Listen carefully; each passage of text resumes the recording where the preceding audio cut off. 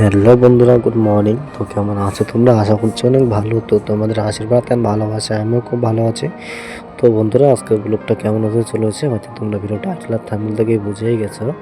তো আজকে কি আর বলবো বন্ধুরা, তো আমার শরীরটা আজ খুবই খারাপ। তো তবুও আমাকে আজকে আসতে হয়েছে কাজে। তো আমি এখন কাজে এসে আর শরীরটা এতটা আর কি খারাপ করতেছে, কি আর বলবো, বলার মতো না।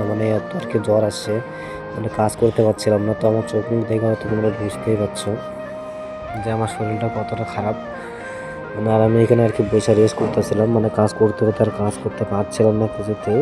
তো তখন আর কি এখানে আজকে রেস্ট রুম বানিয়ে দিচ্ছে, যেহেতু অনেক বড় কোম্পানি, ইলেকট্রিক কোম্পানি। তো এখানে যাদের আর কি শরীর টরীর খারাপ করে, কাজ করতে করতে হাঁপায়া যায়, তারা আর কি এখানে এসে রেস্ট করে। তো আমার শরীরটা খারাপ করছে, সেই কারণে আর কি আমি এসে এখানে রেস্ট করতেছিলাম রেস্ট রুমে। তো কাজে আসি রেস্ট রুম থেকে, কাজে কাজে আসা কাজ করতে না পেরে শুয়ে পড়েছে আমার প্লাস্টিকের উপরে। সত্যি গাইস, শরীরটা যে এতটা খারাপ লাগছে, কি আর বলবো, তো বলার মতো না গাইস। কাউকে যে বলবো যে আমার শরীরটা খারাপ লাগতেছে, আমি রুমে চলে যাবো, সেই কথাটা শোনার মতো কেউ নাই। আজকে যদি আমি বাড়িতে থাকতাম, তাহলে হয়তো আমার মা আসতে দিত না, যে বাবা কাজে যাস না, আজকে রুমেই থাক। তাই যাইতে হবে না, থাকতে না পেরে রাখাইছে। আমি আর আরেকটা আমার বন্ধু, আমাদের কোম্পানির মধ্যে আর কি ওষুধের আর কি ফার্মেসি আছে, সেখান থেকে ওষুধ নিয়ে আসলাম। এখানে ফ্রিতেই দেয়, অনেক এলএনডি কোম্পানি, যেহেতু বুঝতেই পারছো অনেক বড় কোম্পানি। তো যে আর কি আমার কার্ডের মধ্যে হাত দিয়ে রাখছে, ওর সঙ্গে গিয়েছিলাম।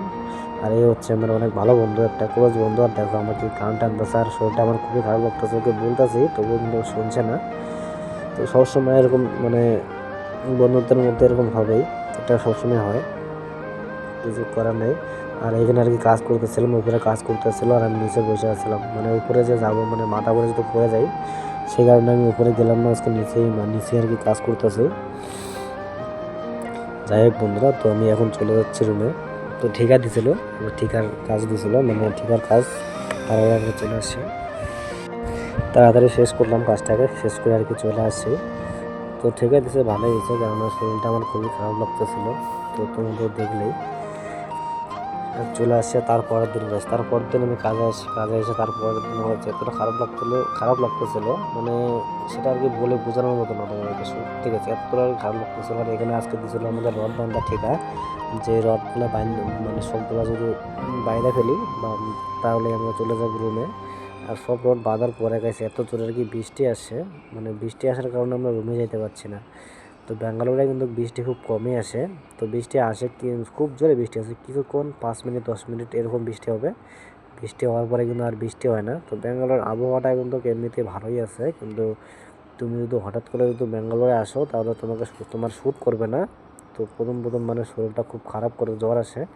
তো আমি যখন ফার্স্ট টাইম আসছিলাম ব্যাঙ্গালোরের কাজের জন্য, তো তখন যেদিনকে আমি আসছিলাম, সেদিন থেকে আমার প্রচণ্ড পরিমাণে জ্বর, জ্বর কিছুতেই কমছিল না। তারপর 2 মাস হয়ে গেছে, তবুও কিন্তু আমার জ্বর কমছিল না কিছুতেই। তারপর বাধ্য হয়ে আমি চলে গেছিলাম বাড়িতে। তো আমি আবারও আসছি। তো আর আজকে কাজ শেষ হয়ে গেছে, সরি, ওই কাজটা আমার শেষ। তো এখন আমি আবারও চলে যাচ্ছি রুমে, এখন সন্ধ্যা লেগে গেছে সেই কাজটা শেষ করতে করতে, কেননা আমার শরীরটা খুবই খারাপ হয়ে গেছিলো, একটু শুয়েছিলাম। তো সাইডে ওষুধও নিয়ে যায়নি আজকে। আর প্রত্যেক দিন ফার্মেসি থেকে ওষুধ দেয় কি না দেয় বলা মুশকিল, সেই কারণে আর কি আজকে ফার্মেসির মধ্যে যাইনি। তো কালকে হচ্ছে রবিবার, কালকে দেখে যাইতে পারি। যাই হোক বন্ধুরা, রুমে এসে ভাবছিলাম একটু রেস্ট করবো। রুমে এসে দেখি অনেক জামা কাপড়, এগুলো সব কিছু ধুইতে হবে। তো এটাই হচ্ছে আমাদের প্রবাদ জীবন। তুমি তোমার যতই শরীর খারাপ হোক না কেন, তুমি রেস্ট পাবে না তুমি যদি রুমে দেখো তবু রেস্ট পাবে না। আমি রুমে আসছি, ভাবছি ঘুমাবো, প্যান্ট জামা ধোয়ার জন্য রেডি, প্যান্ট জামা রেডি।